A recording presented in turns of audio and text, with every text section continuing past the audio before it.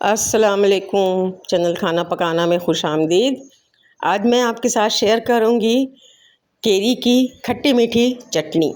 बहुत मज़ेदार सी चटनी, गर्मियों की ख़ास चीज़ है। केरी यहाँ पर जो हमने ली हैं वो है,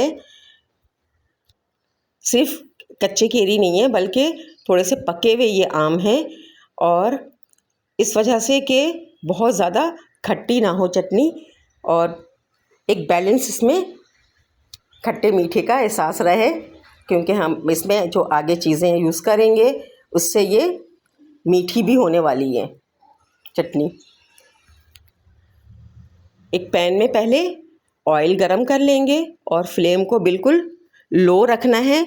और कुछ मसाले हैं जो अचारी मसाले कहलाते हैं, उन मसालों को इसमें हमने हल्का सा फ्राई कर लेना है।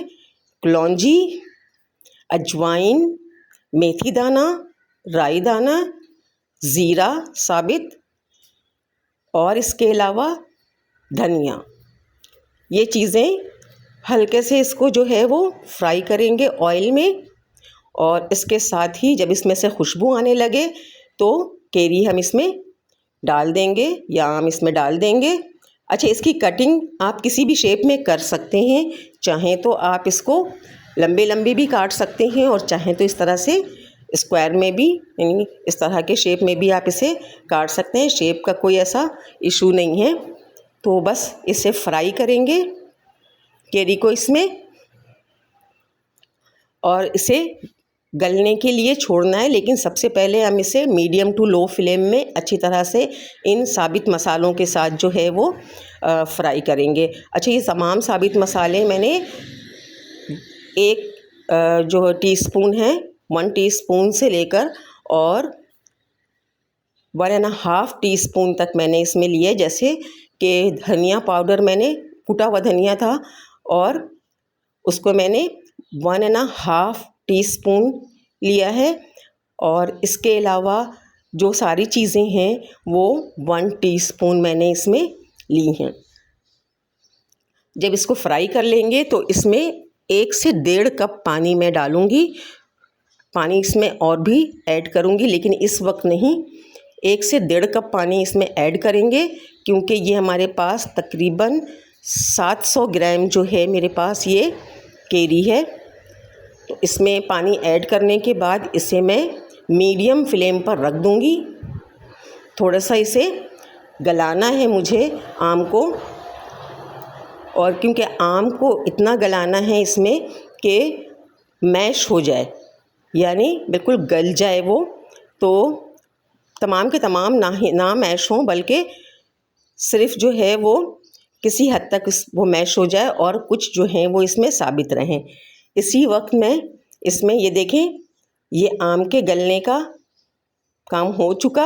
और इस वक्त मैंने इसमें 1 टेबल स्पून बराबर से कुटी लाल मिर्च ऐड की है, 1 टीस्पून नमक वाइट, 1 टीस्पून ब्लैक सॉल्ट यानी काला नमक यूज़ किया है, और 1 टीस्पून ही फुल मैंने इसमें सौंठ पाउडर ऐड किया है, क्योंकि सौंठ का इसमें बहुत अच्छा सा टेस्ट आता है।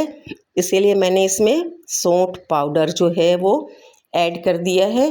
और देखिए, उसके बाद इसे मिक्स करने के बाद इसमें मैं गुड़ ऐड करूँगी। गुड़ मेरे पास तकरीबन मैंने 300 ग्राम जो है वो गुड़ लिया है, लेकिन ज़्यादा भी आप चाहें तो यूज़ कर सकते हैं जितना आपको इसमें इस मिठास पसंद है, क्योंकि ये डिपेंड करता है इस पे भी कि जो आम है उसमें वो कितना ज़्यादा उसमें खट्टापन है।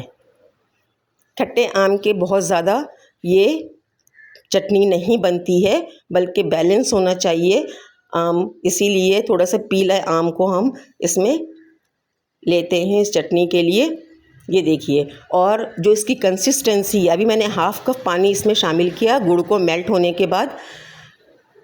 तो बस इसकी कंसिस्टेंसी जो है वो अपने रिक्वायरमेंट के मुताबिक रखें।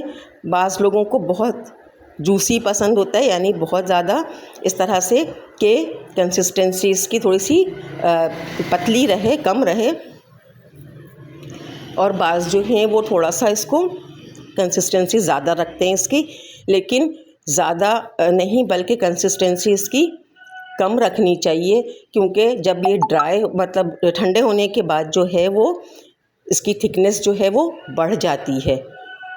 तो ये देखें, आप चाहें तो इसमें शुगर भी ऐड कर सकते हैं, गुड़ के बजाय आप शुगर से बना सकते हैं, लेकिन मैंने गुड़ से इसको बनाया है। गुड़ से ऐसा होता है कि सभी इसको इस्तेमाल कर सकते हैं, घर में अगर किसी के कोई मसला है तो वो भी इस्तेमाल कर सकते हैं। ये हमारी कैरी की मीठी चटनी तैयार है, खट्टी मीठी चटनी। ज़रूर ट्राई कीजिएगा और बताएं कि आपको ये चटनी कैसी लगी। बहुत कम मसालों से और बहुत जल्दी बन जाने वाली ये चटनी है, जो कि पराठे के साथ भी इसका बहुत मज़ा आता है और वैसे भी खा सकते हैं। मेरे चैनल को लाइक और सब्सक्राइब कर दीजिएगा। अपना बहुत सारा ख्याल रखिए, दुआओं में याद रखिएगा। मिलते हैं नेक्स्ट रेसिपी में। अल्लाह हाफिज़।